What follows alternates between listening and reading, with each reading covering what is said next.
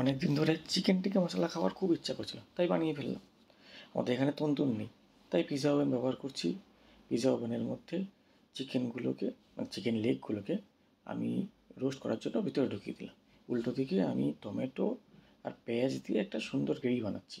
গ্রেভির মধ্যে পরিমাণ মতো নুন, পরিমাণ মতো লঙ্কার গুঁড়ো, পরিমাণ মতো জিরের গুঁড়ো আর পরিমাণ মতো ধনে পাউডার আমি দিলাম।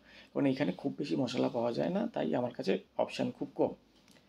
এইগুলো দেওয়ার পরে এটাকে আমি ছেড়ে দিলাম নিজের মতন করে। এটা স্লোলি কুক হোক। আর উল্টো দিকে আমি একটু তন্দুরি চিকেনগুলোকে পিৎজা ওভেনে রাখা চিকেনগুলোকে একটু দেখে নিই যে কী অবস্থায় তারা আছে।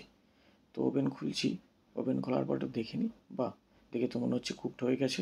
যাই হোক, সামনে থেকে দেখে নিয়ে দেখছি, বাহ, কুকড হয়ে গেছে, সুন্দর কালারও নিয়ে নিয়েছে এবং খুব গরম, তাই খুব সাবধানে এটাকে বাইরে বের করে নিচ্ছি। বাইরে বের করে নেওয়ার পরে এক একটা চিকেন লেগকে আমি আলাদা করে নিচ্ছি। তার কারণ এই যে চিকেনের জুসটা আছে, সেই জুসটা আমি গ্রেভিতে দিয়ে দেবো, এতে গ্রেভির স্বাদটা অনেকটাই বাড়বে। যাই হোক, আলাদা আলাদা করে তুলে নিচ্ছি একটা করে চিকেন। এবার এই চিকেনগুলোকে এক একটা করে আমি ওই গ্রেভিতে ঢেলে দিয়ে এটাকে ঢেকে দেবো আর আগুনটাকে আস্তে করে দেবো, একদম স্লো ফ্লেমে আমি চিকেনগুলোকে কুক করে নেব। এতে কী হবে, চিকেনটা খুব সুন্দরভাবে পাকবে এবং গ্রেভিটার যে মশলাপাতিগুলো আছে সেগুলো ওর ভেতরে, চিকেনটার ভেতরে ঢুকে যাবে। যাই হোক, একটু উল্টে পাল্টে নিচ্ছি চিকেনগুলো, দেখছি হয়ে গেছে। এবার এক একটা করে চিকেন আমি বের করে নিচ্ছি।